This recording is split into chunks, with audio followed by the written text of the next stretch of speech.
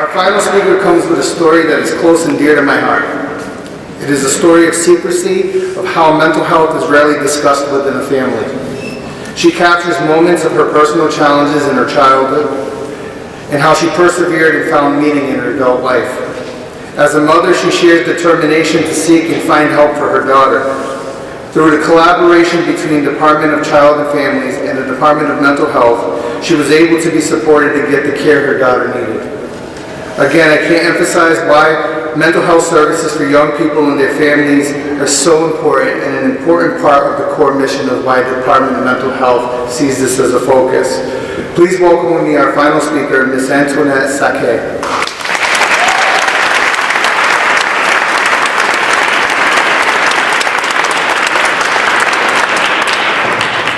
Good morning. My name is Tony. I'll lower this a little bit. I feel honored to have been asked to speak here today. I attended this breakfast 2 years ago and I heard a story that was somewhat similar to mine. And at that time, there was no light at the end of our tunnel. And the woman that spoke really gave me hope when there was no hope to be had. Never spoken publicly before, so please bear with me. I'm hoping that by sharing my story today, that in turn, maybe I can help to give hope to someone else who is also struggling. There's so much to share with you, so a lot of my introduction is actually not in my speech today. It was really hard to whittle this down to 5 minutes. I myself have struggled since the age of 14 with severe anxiety, major depressive disorder, and OCD, and I'm the survivor of 2 suicide attempts. Despite my struggles and my 15-year commitment to therapy and mental health treatment, until late 2016, I myself have never heard the words Department of Mental Health. I'm here to talk mostly about my daughter today. To preface for you, she's going to be 18 soon, and when her struggle started, she was 14, like I was myself. She's beautiful, and she is highly gifted with intelligence. We give the shirt off of her back to any human who needed it. My youngest daughter made 6 attempts on her life in 2016. Each attempt resulting in a short-term 2 to 4 week hospitalization, and each hospitalization was the same old story. A new psychiatrist assigned, a boatload of meds prescribed, and after 4 weeks, despite continued self-harm and suicidal behavior, insurances would force discharge because she was no longer considered acute. They saw her as being a chronic case, so therefore she would be discharged and expected to have outpatient services. The teams at the hospitals wouldn't even have any real plans outside of outpatient therapy upon discharge. And at that time, we'd already been doing 5 years of outpatient therapy, in-home therapy, therapy with the school psychologist. I got 0 answers. I literally did not know how I was going to keep my baby alive. And on top of this, I had 2 other teenagers that were seriously struggling with anxiety and depression. On her 6th discharge from a hospital, the recommendation made to me by a social worker was that I go to DCF on my own and relinquish guardianship of my daughter, because DCF could afford programming that I didn't have access to. I don't know what this lady was thinking even today. It was not even an option to relinquish guardianship of my child. Just to be another person to dump her and abandon her, because that's all she knew at that point. 3 weeks after that recommendation, here we go again. Another attempt, another hospitalization, and facing yet another dump. That was my lowest point.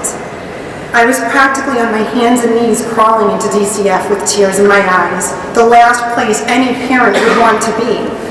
And I had to ask for help. What do? I was so desperate for help. It was at that moment that I heard the magical words, Department of Mental Health. None of the providers that took part in any of my daughter's treatment before this mentioned DMH to me.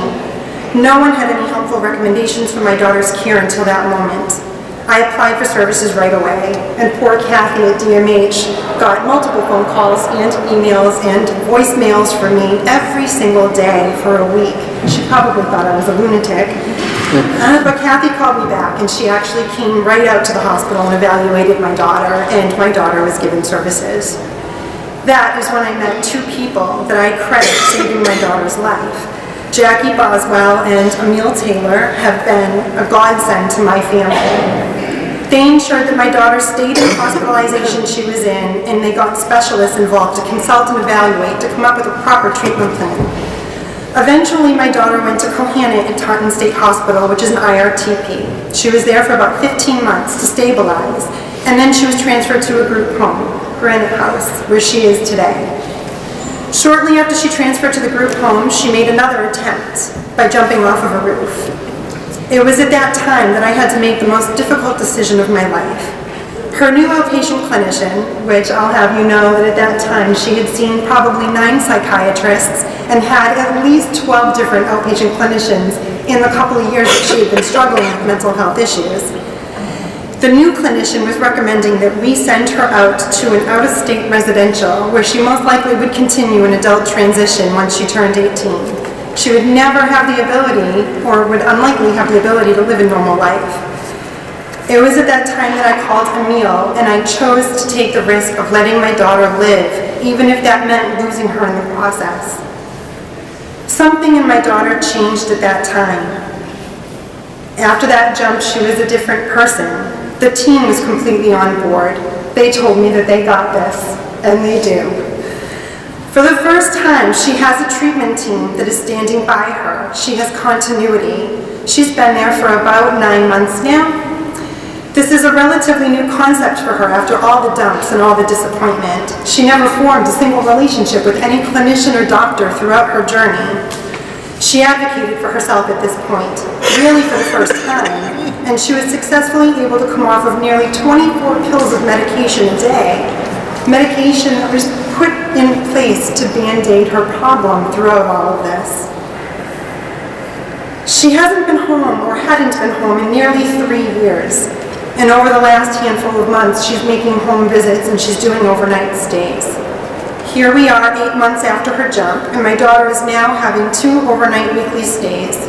She will graduate high school on time despite not being in public school or even having access to real education. That's accredited to the fact that she's practically a genius. She'll go to college.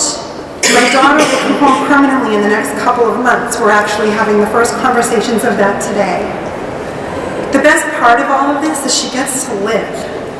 Without the funding for DMH programming, my daughter would not be here today, and I can say that with absolute certainty. It shouldn't have taken 6 attempts, 6 hospitalizations for me to find out about DMH services. The pediatricians and the schools should be able to advise parents well before things get this out of hand. And did I mention I'm a single mom of 3 kids? I don't get public assistance and I don't get any child support. Without the services through DMH, I wouldn't have been able to keep my job to support my family. Without their, and that wasn't an option.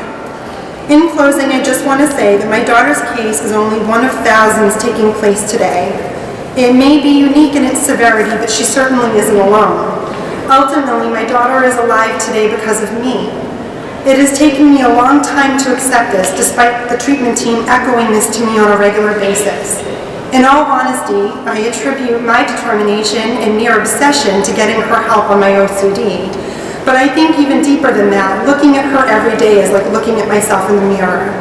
She's lucky enough to have inherited some of my mental health issues, but she also has a great deal from her own life experiences.